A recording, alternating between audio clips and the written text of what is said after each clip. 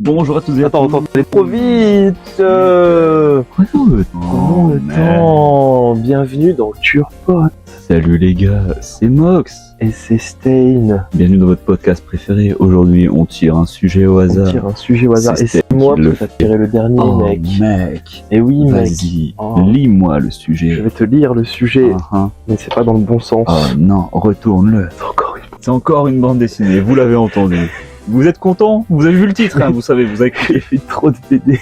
Ok, C'est les dis-nous. bergères guerrières, mec. Bergère guerrière. Encore un truc que je ne connais Encore pas. un truc que tu ouais. connais pas. Let's go. Trop Il y a bien. trop de BD là-dedans, je m'en rends compte maintenant. On va peut-être falloir faire un condensé. J'en lis beaucoup trop, mec. Bergère guerrière, qu'est-ce que c'est? C'est une BD que j'ai découvert. Alors, je sais pas quand est-ce que c'est sorti, mais moi je l'ai découvert l'année dernière, en fin d'année. Bon, en fait, j'avais acheté depuis plus longtemps, mais je l'ai lu en fin d'année. C'est une BD en 4 tomes. C'est une BD jeunesse. J'ai oublié le nom des auteurs encore une fois, mais bon, ça c'est une habitude fois n'est maintenant. pas coutume. C'est une habitude maintenant. Et donc, les Bergères guerrières, c'est un pur banger. Un banger. C'est un banger Eh pour ben. les jeunes. Qu'est-ce que c'est les Bergères guerrières? Alors, c'est un monde médiéval fantasy, comme absolument toutes les BD dont je parle. Pourtant, c'est même pas mon univers préf, dans lequel on suit les habitantes d'un petit village où il y a plus d'hommes. Les hommes sont tous partis il y a, je crois que c'est genre il y a 10 ans, un truc comme ça, Ok. pour faire une guerre. On sait pas contre qui ils sont allés se battre, on sait pas pourquoi ils sont allés se battre, juste qu'ils sont partis pour une guerre et qu'ils sont jamais revenus. Ça c'est bien les hommes, jamais à communiquer. C'est bien les hommes, et justement, parce que justement c'est un des thèmes de la série. Ok, trop bien. Et dans ce village, toutes les femmes, du coup, s'autogèrent, entre guillemets, c'est-à-dire qu'elles ont toutes un espèce de rang social, entre guillemets, si tu veux, fermières, machin, mais les plus cool, les plus stylés, les plus incroyables du village, c'est les bergères guerrières. Bergères guerrières, qui sont classées en 3 types, selon la couleur de leur cape. Donc t'as les novices qui ont une cape, je crois, verte, t'as les plus fortes qui ont les capes rouges, qui sont l'espèce de chefs de clan.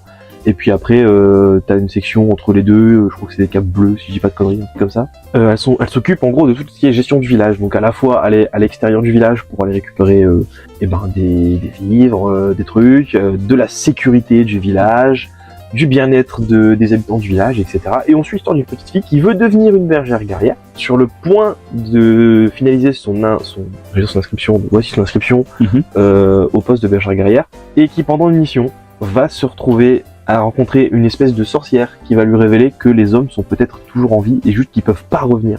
Pas qu'ils veulent pas, qu'ils peuvent pas revenir. La guerre serait normalement finie, mais en fait ils sont dans la capacité de revenir. Et du coup, elle va aller en parler aux bergères guerrières du village et vont faire une quête pour essayer de retrouver les hommes du village. Ok. Et elles vont partir toutes contre elles. Et c'est trop bien. Déjà graphiquement, c'est beaucoup trop beau, mec. Ça ressemble trop à ton style. Il faut que tu vois. Elle est juste là-bas, va la regarder. Okay. C'est le gros coffret vert là-bas qui est dans mes bibliothèques, mec. Va regarder le gros coffret vert de côté. Je suis en train de la regarder. Oh, trouvé. C'est vrai, je l'avais vu. Oh, il y a galère à il est lourd, je n'ai qu'une main. C'est trop beau. C'est trop beau. Genre vraiment, c'est tout en... On dirait une espèce d'aquarelle. Enfin, c'est magnifique, vraiment, les bergères guerrières. Une page de stickers. Bah attends, mais du coup, on peut leur donner les auteurs parce que j'ai oublié. Ah ouais. Alors, Amélie Fléché et Jonathan Garnier. Voilà.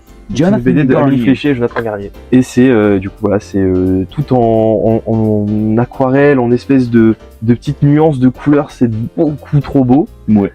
Et ce que j'adore aussi dans les bergères guerrières, c'est comme je le disais, les thèmes dont ils parlent, parce qu'en fait c'est une BD jeunesse mais qui parle de trucs un peu dark, genre l'abandon, la peur de la mort, plein de sujets vraiment pas cool, tu vois. Ouais, après c'est des trucs justement qui seraient bien à montrer à des gosses parce que quand t'es petit tu peux t'interroger sur la mort, mais voilà, etc. Tu vois. Voilà, et du coup c'est des thèmes qui sont vraiment propres pour les enfants et qu'on va passer dans la BD jeunesse. Et du coup en fait moi je suis très impliqué dans ce genre de BD, notamment les bergères guerrières qui sont pour moi genre la meilleure BD jeunesse que j'ai lue, sachant que j'en ai pas lu beaucoup, même si je suis en train d'en lire en ce moment, parce que j'ai envie de parfaire mon expérience de lecteur BD et que la BD jeunesse c'est celle où je pêche le plus. Ok. Et en fait, en tant que libraire, je vois beaucoup trop de jeunes enfants qui achètent des bandes dessinées type Frichel et Fluffy. Oh non. Type la BD de... Je sais plus comment il s'appelle, mais l'autre connard qui fait du Roblox, pardon. Michou. Aucune haine, non c'est pas Michou. Ça...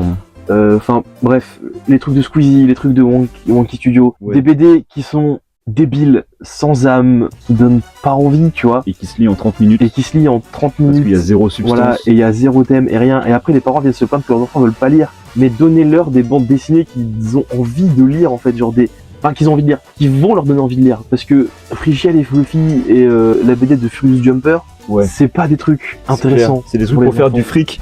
Voilà. Et déjà, c'est honteux que dans un milieu comme celui de la BD, on autorise ces gens à sortir ce genre d'œuvre.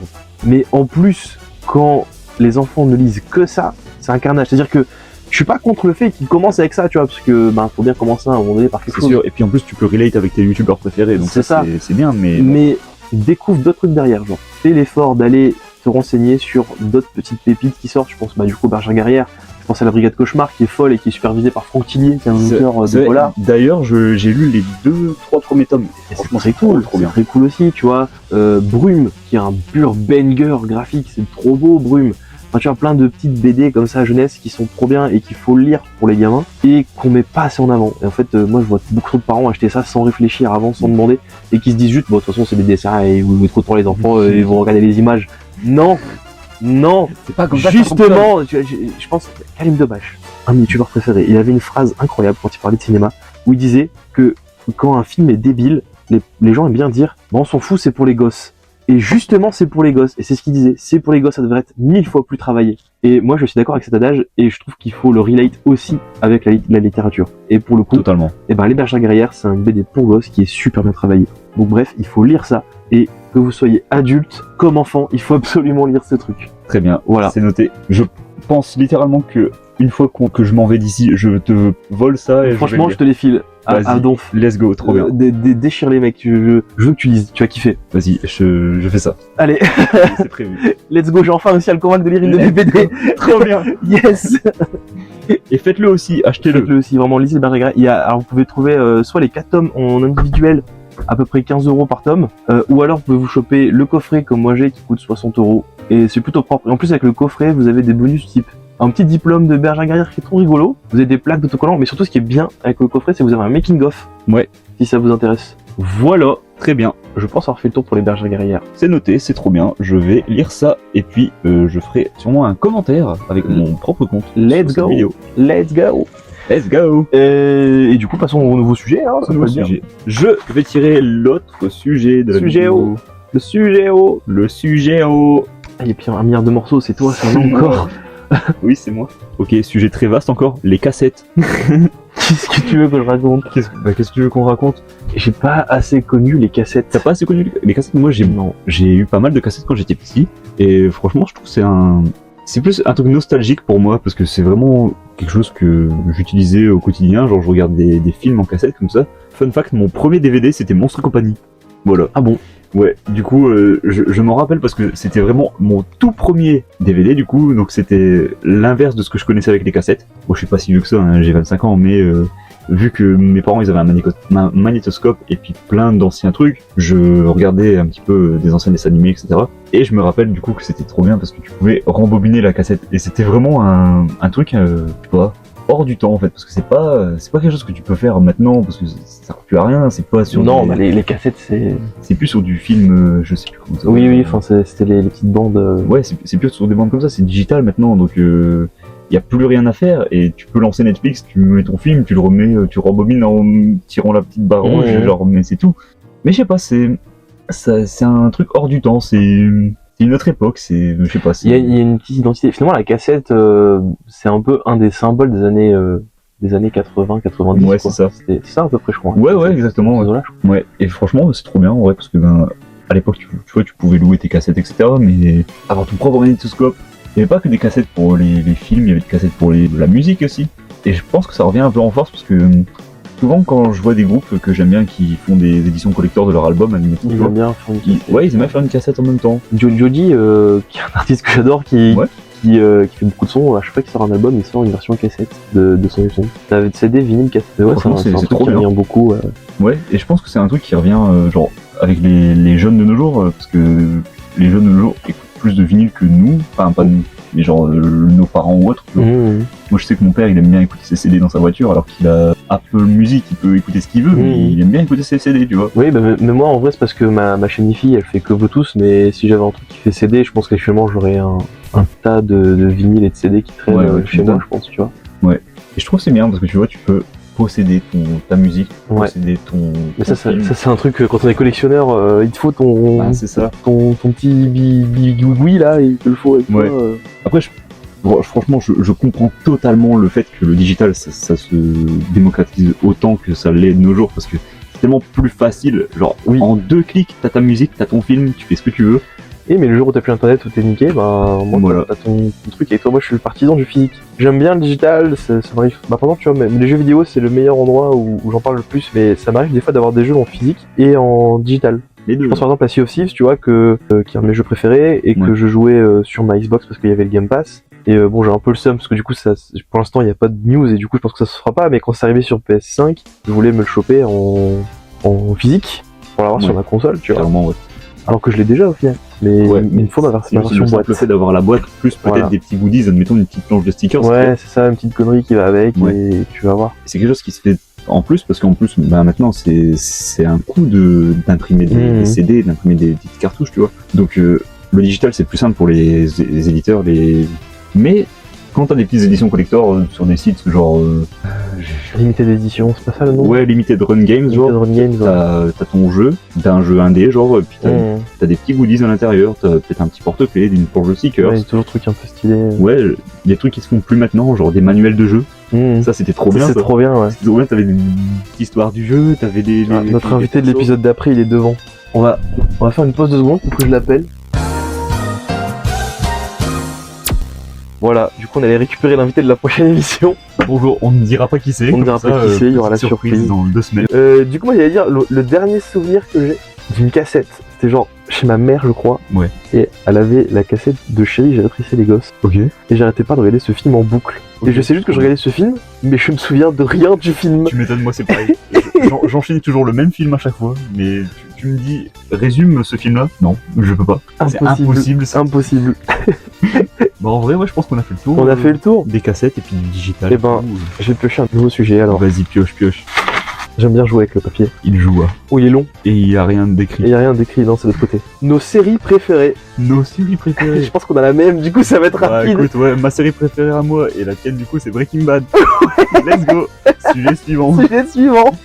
En vrai, Breaking Bad c'est vraiment. Je crois qu'en plus j'ai pas un sujet Breaking Bad, donc ça va être redondant de fou. Ok, bah après on peut juste les mentionner. Breaking Ouais. Bad c'est ma préférée, notamment parce que je l'ai vu genre 4 fois. Mm. C'est la première série que quand je l'ai vue, je me suis senti vide. Ouais, Genre, pareil. je me suis dit, qu'est-ce J'ai eu que je la vais faire sensation de je peux rien Je regarder me suis d'autre. dit, qu'est-ce que je vais faire de ma vie maintenant? C'est abusé. Ouais, et bah moi c'est pareil, du coup c'est Breaking Bad. Et même chose, et ma série Breaking Bad c'est même ma première série tout court en vrai. Ah oui? Ouais, il y a des séries que j'avais zioté vite fait avant, genre Narcos, où j'avais beaucoup aimé les premiers épisodes. C'est vrai que moi aussi j'ai beaucoup aimé Narcos. Mais j'ai pas réussi à continuer après la saison 2 Ah, parce que je trouve oui. que ça perd son âme, genre Oui, oui. je sais pas dire pourquoi, mais Bah, c'est un truc qui est arrivé dans la vraie voilà, vie, donc, mais ça m'intéressait un peu moins. Bah, oui, mais comme il y a plusieurs saisons, je vais pas dire aux gens Ouais. quand ça arrive, Ouais, c'est clair. tu vois. Mais du coup, il n'y en a aucune qui a vraiment réussi à me contenir, genre du début à la fin, et alors que Breaking Bad, genre vraiment, je l'ai maté quand j'étais malade, genre en crevé, et j'avais un long arrêt maladie du coup. Et je crois que je me suis enchaîné les 4 saisons sur un mois complet, un truc comme ça. Ah ouais. Et je l'ai dégommé. Moi je crois littéralement en une semaine je me suis fait la série. Ah, vraiment, J'ai adoré. c'est Quand un j'étais au lycée, banger. c'était Et en fou. vrai, un petit twist peut-être, ça parce que du coup c'est ma série live préférée, Mhm. alors, qui se tape en vrai un peu avec The Boys, je dois avouer. Même si Breaking Bad pour moi a une meilleure fin, donc on verra bien quand The Boys sera terminé. Oui, c'est clair. Mais ma série d'animation préférée, Ouais. bon bah moi c'est facile, c'est Samurai Jack. Oui. Même si en vrai Samurai Jack c'est côte à côte avec Steven Universe. Hein. Mais ça. Et pour moi Ouais. un pur banger aussi Ok, d'animation. Je peux comprendre. Et toi ta série d'animation préférée? D'animation préférée. Là, tout de suite de tête, je pense que ça peut être Adventure Time, mais c'est parce que je me la refais en ce moment, Mhm. donc c'est ce que je peux dire. Mais franchement, Adventure Time, c'est trop bien. Mais Samurai Jack aussi, j'ai adoré. Tu me mets sur le vif, là, je sais pas trop. Même La à Gravity Falls. Gravity Falls, si, c'est vrai que c'était une folie, mais j'ai eu un petit peu moins ce truc que Adventure Time où je suis moins dedans, tu vois. Gravity Falls c'est un peu plus dark en même temps je pense. C'est un Non peu plus dark. Après, je sais pas, Adventure Time, j'ai pas eu. C'est une partie de série que je veux absolument voir, mais que j'arrive pas à trouver en entier Ouais. et facilement, et du coup, j'ai jamais pu me mettre dedans. Je comprends, c'est difficile de la trouver. Mm. Je crois qu'elle est disponible sur Amazon Prime, mais En entier, je crois. il faut jusqu'à la saison 9, il me semble, mais il faut ajouter une certaine somme pour je sais plus quel truc, donc à voir. Mais je crois que ça devient un peu plus sérieux vers la fin, saison 7-8, où ça devient un peu. Apparemment, ouais, c'est un peu plus Ouais. dark après et tout, mais il faut vraiment que je regarde. Ça fait vraiment partie des séries que je veux absolument mater, Ouais. et C'est malheureusement, trop bien. c'est trop dur à trouver, quoi. Ouais, Une autre série que j'ai beaucoup aimée qui est sur Disney Plus cette fois, Luz à Houseville, qui s'appelle The Owl House en anglais. Oui, C'est ça me chauffe un peu. Ouais, franchement c'est trop cool. C'est l'histoire d'une fille du coup qui est un peu un isekai, tu vois. Elle arrive dans le monde des sorciers, genre un truc comme ça. Au départ ça ressemble un peu genre à du Harry Potter. Elle arrive dans une école où il y a des maisons qui font de la magie, tu vois. Mais très vite, aux alentours de l'épisode 6-7, ça s'écarte un peu de cet univers-là et puis ça montre un peu le monde qui entoure cet univers-là, et puis c'est vraiment trop bien en fait. Je vais pas trop en révéler non plus, mais si vous voulez regarder une petite série sympa, allez-y, foncez. Il y a une série que j'ai adorée aussi, je sais pas si ça rentre dans mes préférés, mais ce que je sais c'est que actuellement elle est plus trouvable et ça me déprime trop parce que je veux la regarder, je veux la revoir. C'était sur Netflix pour un très court laps de temps en plus, je crois que c'est pas resté longtemps, et ça s'appelle Over the Garden Wall. Ouais, tu m'en avais dit. Ouais, ah bah l'invité, j'ai forcé l'invité à mater, il est trauma. Je l'ai trauma à cause d'un épisode. En fait, c'est un dessin animé pour enfants, mais qui est méga dark de fou. Ok. Et il y a notamment un épisode qui est vraiment, mais genre, je pense que si j'avais vu ça en étant gosse, je dormais plus pendant des semaines, genre, tu vois. Et en gros, c'est deux gamins, c'est une seule saison, je crois qu'il y a une dizaine d'épisodes, un truc comme ça, tu vois. Et ça se mate super vite. Et du coup, c'est deux gosses qui se retrouvent perdus dans une forêt, et ils vont s'enfoncer dans la forêt, et en fait, plus ils s'enfoncent, plus il y a des monstres et plein de trucs bizarres qui arrivent, en fait, et chaque épisode, à chaque fois, c'est un épisode, ils débarquent à un endroit, il y a un monstre ou des gens, ils vont faire des aventures dans le truc, et après, en fait, c'est point A, point B, point C, donc en gros, ils se terminent. Okay. Mais il y a un fil rouge qui se construit au fur et à mesure jusqu'à avoir une vraie fin avec un méchant qui va se découvrir et tout ça, tu vois. Et il y a notamment un épisode, c'est un épisode avec une clochette. Et en fait, ils suivent une clochette pendant tout l'épisode jusqu'à arriver dans une baraque. Et donc les gamins, ils fouillent et tout après la clochette et ils ouvrent une porte. Et là, il y a le fantôme qui sort. Il y a un fantôme qui fait des bruits de clochette. Et il y a un screamer terrifiant. Vraiment un truc mais horrible, d'un monstre avec des dents dégueu pointues de partout qui tournent sa tête, ça fait trop peur genre. Et vraiment le dessin animé il est incroyable parce que je pense que tu peux pas sortir ça avant. C'est vraiment j'étais choqué quand j'ai vu que c'était un truc pour gamin quoi. Ouais, tu vois, c'est un coup avoir un trauma d'enfance. Ouais, c'est vraiment un dessin animé de trauma d'enfance, hein. Over the Garden Wall, mais du coup c'est très très cool. Et en plus je te dis c'est une seule saison, ça se mate super vite, c'est 10 épisodes de 20 minutes. On dit tu les as vus quoi. Ok. Si un jour vous arrivez à le trouver quelque part parce que maintenant il est introuvable. Ok, super. C'est peut-être pour ça justement parce qu'ils ont fait un truc trop violent. Peut-être. Ouais. Voilà. Et prochain sujet peut-être, non j'ai pas. Sujet, ouais. J'allais dire aussi, comme tu l'as mentionné, The Boys, j'ai regardé récemment et franchement c'est une série beaucoup trop bien. Vraiment trop bien. J'ai adoré. The Boys c'est trop cool et en plus, alors moi je suis très fan des comics aussi. Les gens ont tendance à démonter des comics depuis la série, je sais pas pourquoi, parce qu'avant tout le monde disait que les comics c'était incroyable et quand la série est sortie ils ont dit les comics sont nuls à chier, j'ai pas compris pourquoi ils disaient ça. Ok, super. Moi je les trouve toujours très bien, même si c'est vrai qu'en ayant vu la série, je trouve qu'ils ont un peu perdu de leur superbe parce que la série elle a tendance à sublimer des passages des comics et des trucs un peu débiles qui sont dans les comics qui ont été retravaillés et qui rendent la série plus cool. Et je trouve que les deux se valent en fait, genre c'est trop bien avec la série The Boys parce que en fait ça n'a rien à voir avec les comics et du coup ils ont juste gardé les personnages et la ligne directrice mais il y a plein de trucs qui se passent dans la série qui peuvent pas se passer dans les comics et inversement, tu vois. Genre je pense notamment au personnage de Black Noir où on nous a révélé un truc dans la dernière saison, 3 je crois, où on voit son visage et du coup en voyant son visage, les gens qui ont lu les comics savent, en ayant vu son visage, que la série n'aura jamais la même fin que le comics. C'est impossible. Ok. Parce que Black Noir, il est très lié à la fin des comics et alors sa couleur de peau fait que on peut pas avoir la même fin que les comics. J'en dirai pas plus. Mais voilà. Et du coup, juste avec ça, on sait qu'on n'aura pas la même fin que les comics. Après, faudrait qu'on en parle hors caméra parce que il se passe un truc dans le trailer de la prochaine saison. Oui. Qui fait que, je sais pas, mais faudrait qu'on en parle hors caméra pour pas spoiler. Bref. Voilà, je pense qu'on a à peu près tout dit pour nos séries préférées. Ouais. Moi, en même temps que Breaking Bad, je regardais Game of Thrones, donc c'était vraiment l'affrontement de ces deux séries. Ouais. Game of Thrones, j'ai jamais réussi à accrocher, moi. J'ai jamais réussi. Moi, franchement, j'ai beaucoup aimé. Je pense, à l'époque, que j'avais peut-être une petite préférence pour Game of Thrones, mais à partir du moment où c'est arrivé à la période où l'auteur se faisait dépasser par la série, genre il a pris du retard sur ses livres. Du coup, la série devait continuer. Donc il a dit au scénariste, il se passe ça. Et la série, elle avait plus la même saveur du tout. Ouais, du coup, c'était c'était moins cool. Vraiment. Une série que j'aurais aimé regarder quand c'était dans la hype, parce que maintenant du coup elle m'attire plus du tout vu qu'il paraît qu'elle est maintenant super nulle, c'est les Walking Dead. J'ai jamais regardé Walking Dead. En fait c'est typiquement l'univers que j'adore, le côté zombie, post-apo et tout, c'est mon truc préf, tu vois. Et Walking Dead ça a vraiment le potentiel d'être incroyable, sauf que il paraît que les dernières saisons sont vraiment flinguées de fou. Du coup j'ai pas envie de regarder. Peut-être qu'ils font des saisons juste pour faire du fric en fait. Bah je pense que ça, sachant que les comics sont finis en plus. Donc, oui voilà. Je vais juste me contenter des jeux Telltale qui sont des bangers. Et puis trouver les comics dans des caches. C'est genre les comics qu'on trouve le plus facilement dans tous les caches de France, vraiment. Ouais. Fort possible, franchement. Sur la tête t'en vois un quoi. Oui, c'est vraiment ça, je te jure. Voilà, je pense qu'on a fait le tour. On a fait le tour, ouais. Nouveau sujet. Tu pioches. À mon tour. À ton tour. Je crois que j'avais pioché. Ouais, non. Ah, bah sinon je pioche, hein, ça me va. Non, aussi. c'était moi. C'est toi. Alors, un sujet qui va te faire plaisir. C'est encore une BD. Ah. Billy Hatcher. Billy Hatcher. Enfin, let's go. Je vois le... Ça fait 15 épisodes que je veux qu'on en parle. Je vais essayer de baisser le son au montage parce que vu la courbe du volume... Après t'as zoomé, hein. Toi t'as zoomé, ouais. Moi j'ai zoomé, oh. Bref, parle-nous de ton jeu GameCube préféré, probablement. Billy Hatcher, mec, c'est trop bien. Billy Hatcher fait par la Sonic Team. Billy Hatcher, du coup, c'est un jeu, GameCube, sorti sur PS2, je crois. Je crois que c'était uniquement GameCube, si je dis pas de bêtises. Je pense que c'est full GameCube, parce que moi j'ai découvert sur GameCube. Et du coup, le concept, c'est un gamin à qui on donne un costume de poulet. Oh my god. Et avec le costume de poulet, du coup, il est dans un univers fantastique et tout ça, et je crois que c'est un espèce d'isekai en plus, je sais plus, j'avoue, je sais plus. Je crois que j'ai lancé un petit peu parce que tu me l'avais prêté, mais je me rappelle plus du tout. Je sais plus s'il se retrouve transporté dans le monde ou s'il est déjà dans le monde à la base, mais bref. Avec le costume de poulet, il peut appeler des espèces de Pokémon bizarres pour l'aider dans sa quête, pour sauver le monde des monstres obscurs, genre qui ont enfermé les coqs sacrés, qui donnent le soleil dans le monde. Je sais que plus je parle, moins ça n'a de sens, mais c'est vrai. C'est vrai que ouais, ça a l'air intéressant comme histoire. À chaque fois que je parle de ce jeu, les gens me regardent très bizarrement. Alors que, en vrai, c'est pas si étrange par rapport aux jeux de plateforme qui sortaient à l'époque, tu vois. Au pire, plutôt que de parler de l'histoire, parlons du gameplay, peut-être que ça fera... Ah ouais, voilà, là le gameplay, c'est intéressant. Très stylé. Le gameplay, c'est un platformer, du coup, en 3D, assez basique, sauf que, du coup, en fait, le gameplay, il varie selon ce que tu fais dans le jeu, dans le sens où t'as une version du gameplay où t'as ton personnage qui se balade et qui est à pied, normal, et donc du coup, là, t'as des concepts de saut, double saut, tu peux attaquer des monstres, tu peux les frapper, machin. Et en fait, quand tu trouves des œufs, du coup l'espèce de œufs de Pokémon dont je parlais là, tu te balades avec et du coup tu tournes avec les œufs et en fait là t'as un nouveau pan de gameplay qui s'ouvre où tu peux jouer avec l'œuf. Donc tu peux sauter sur l'œuf pour bouger avec et du coup là tu vas pouvoir aller plus vite, sachant que plus tu roules avec sans toucher d'ennemis, plus tu vas vite.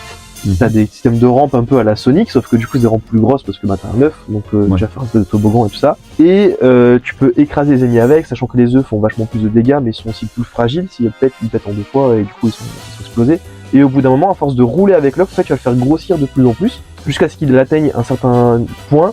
Je crois qu'il se met à briller, genre en doré, et là tu peux utiliser un cri pour ouvrir l'œuf, et là t'as un compagnon qui est avec toi, qui est du coup une espèce de Pokémon, qui lui a des pouvoirs élémentaires, donc t'en as un de feu, un de glace, un électrique, machin, et tu peux utiliser ton compagnon en plus de l'œuf pour taper les monstres, et ça c'est trop cool. Ok, ouais.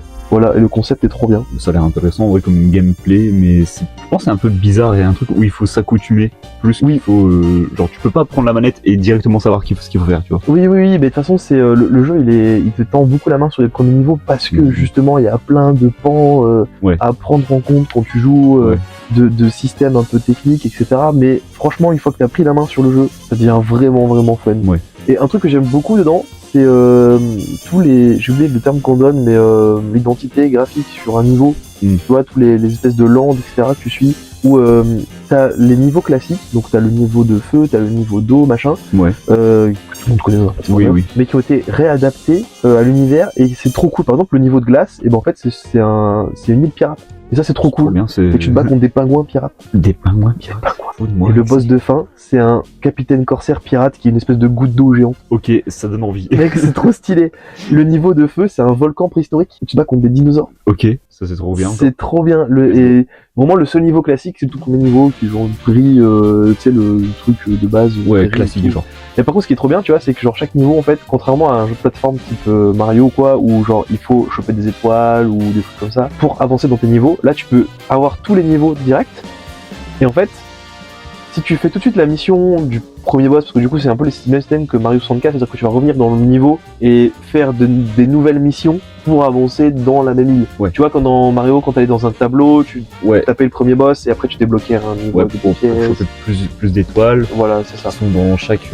C'est ça, il y a le même préconçu. concept dans Billy Hatcher. Et du coup, en fait, à chaque fois que tu démarres un niveau, l'univers il est super sombre et tu te bats contre des espèces de formes dégueu d'ombre et tout. Et une fois que tu as battu le boss, et ben le niveau change complètement parce que comme tu as réussi à libérer le coq sacré qui fait revenir le matin dans la vallée, et ben du coup, tout le niveau devient super chatoyant et trop mignon et trop beau avec les méchants, en fait, des petits monstres mignons qui t'attaquent et tout. Et c'est trop bien, en fait, t'as vraiment 2 identités graphiques sur le niveau. Tu vois, le niveau change vraiment de gueule quand tu bats le boss. Ouais, puis c'est bien parce que tu montres au moins que tes actions dans le jeu ont une répercussion. Ouais, c'est ça, ça a une conséquence. Cool. Et c'est vraiment trop cool. Et il y avait un mode multi sur Miniature que j'ai saigné comme un porc avec mes parents quand j'étais gosse, c'était trop bien. Et c'était des espèces de party game, genre fallait prendre un œuf et fallait taper les autres avec ton œuf en leur lançant dessus et tout, c'est trop rigolo. Et il a fait trop bien. Alors vraiment Miniature, pour moi, ça respirait le platformer 3D. C'est vraiment mon platformer 3D préféré, franchement. Je pense qu'il se tape avec Rayman 3 facile. C'est les 2 jeux qui se tapent le plus facilement dans mon top. Bon, Rayman 3 est un peu au-dessus, je pense quand même, mais de très peu. Ok, ouais. Voilà. Ben écoute, la seule chose qu'on peut faire, c'est espérer qu'il y ait un remake un jour. J'espère. Mais franchement, je pense pas trop. Si, il y avait un truc par an dans le jeu. Quand tu finissais le jeu à 100%, tu débloquais un œuf. Et quand tu ouvrais l'œuf, c'était Sonic. Mais non. Et du coup, ouais, t'avais un Pokémon Sonic. Trop bien. Et ça, c'était trop bien. Franchement, ouais, tu dois être trop étonné, genre. Ouais, parce que moi, je savais pas que c'était la même team, tu vois. C'est le mec bleu, là. Ouais, j'étais là, il combine. Il fait non, c'est Mario, ça. Bref, du coup, ouais, Billy Hatcher, un jeu à tester, mais bon. Un pur banger. Que en émulation. Ouais, bah ouais. Non, en vrai, il se trouve facilement, il est sur GameCube. Moi, j'ai trouvé dans un marché à genre 3€. Ok, bah franchement. Si vous avez une GameCube, vous l'avez trouvé facilement. Je pense Billy Hatcher, pas cher. Faire le tour des marchés. Ou en émulation, du coup. Oui. Ouais. Voilà, super. Moi, j'ai fait le tour sur Billy Hatcher. Franchement cool. Petit épisode court cette semaine, mais voilà. On se retrouvera la semaine prochaine avec beaucoup de sujets plus intéressants que vous ne pourrez l'imaginer. J'espère. Le mot de la fin, Maxime. Coq sacré donne le matin sur la vallée. Quoi?